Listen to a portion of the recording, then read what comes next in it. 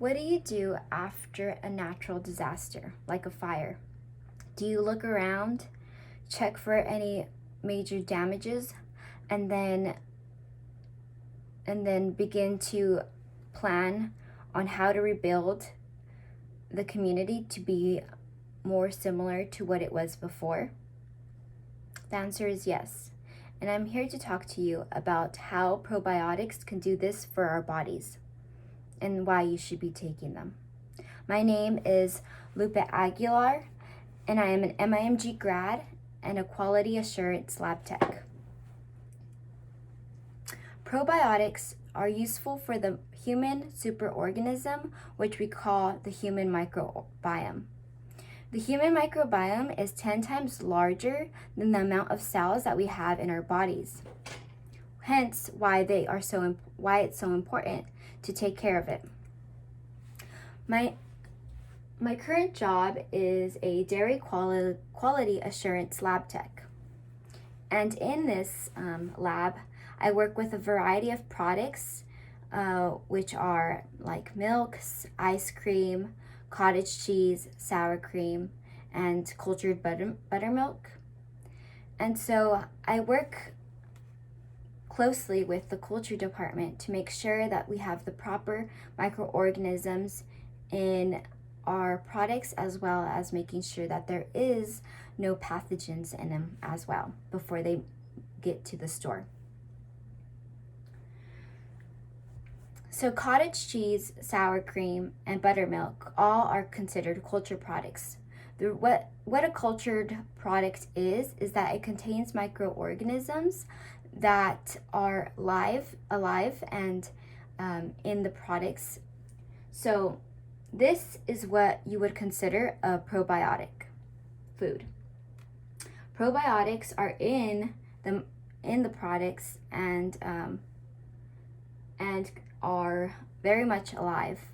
Once they are consumed, we are able to have those good bacteria in our bodies, and it will help us definitely become more nutrient efficient, as well as diverse and efficient. And prebiotics are the food to feed these microorganisms.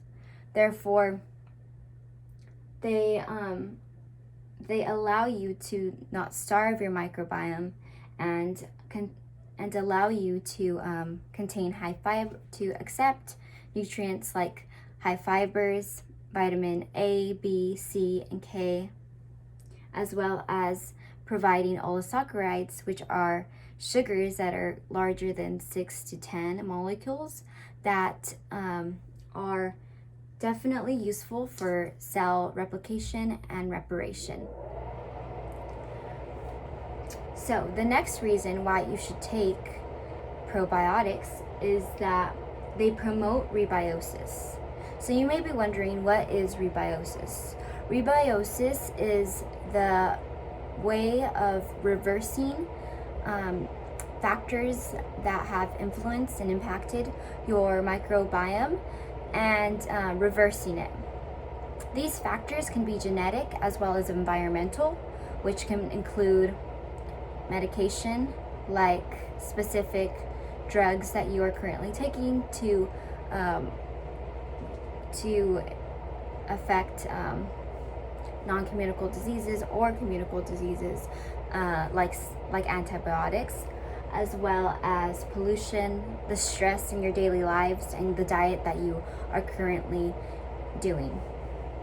So when there is a current disaster or a interruption in your gut microbiome through these factors, we see that you lose the diversity in your gut, and this causes you to be more susceptible to pathogens because there is an imbalance of good and bad bacteria, which will allow the bad bacteria to beat the good.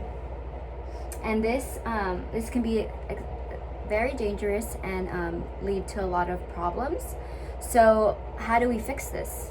The way of fixing this is through probiotics, because As I mentioned earlier, probiotics and prebiotics cause rebiosis, which allows you to reverse these imbalances and make your body contain these good bacteria that kind of keep everything else in check. Probiotics are also useful for improving medicine. So current treatments for non-communicable diseases like diabetes, the way they work is by managing symptoms, not necessarily by treatment and curing the disease. Although there hasn't been exact reasoning whether probiotics and prebiotics have made any impact on diabetes specifically, it has been seen to improve gastrointestinal and oral diseases.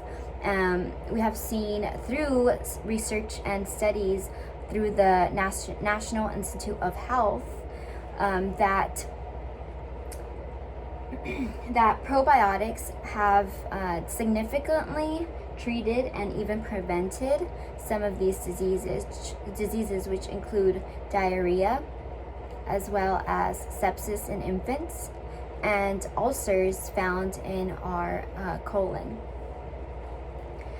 As for oral diseases, we have seen that it helps improve and stop you from getting gum disease, which can be significantly dangerous in the long run, since it will very much affect the health of your teeth and can have other significant problems. So many will think, why should I take probiotics? And a good counter argument that these people may be thinking is that there is a risk in taking pre and probiotics. My answer to them is that not all bacteria and other microorganisms are harmful and dangerous. As I mentioned before, there are good and bad bacteria, and we definitely need a homeostasis, some sort of balance in our bodies for that to stay healthy, to be healthy, and maintain the ecosystem that is in our bodies. Many people have noticed that when taking pre and probiotics in the beginning, you will see some side effects, which include diarrhea, stomach upset, gas, as well as bloating. Now, these are problems that they have had before taking pre and probiotics, which and they have seen it also while taking probiotics in the first few days. And this is because our bodies are getting adjusted to the intake of high microorganisms. But many have seen that after a few days and your body adjusts, you see that these side effects are significantly lost, and we see that it is all uphill from there. One thing I do recommend, though, is that this may not be taken to people that have immunocompromised diseases such as cancer or anything else that may be causing them to have a deficient immune system, since this may be shocking to the body, since there's a lot of microorganisms in the probiotics. So my last closing statement is that I recognize that some people have immunocompromised diseases that make them less of a candidate for taking pre and probiotics. But however, if you are healthy, I totally recommend you take pre and probiotics, since they not only promote nutrient-rich diets, but they balance your human microbiome, and they are the absolute backbone to diseases and preparation for precision medicine. So that is all for my presentation. Thank you.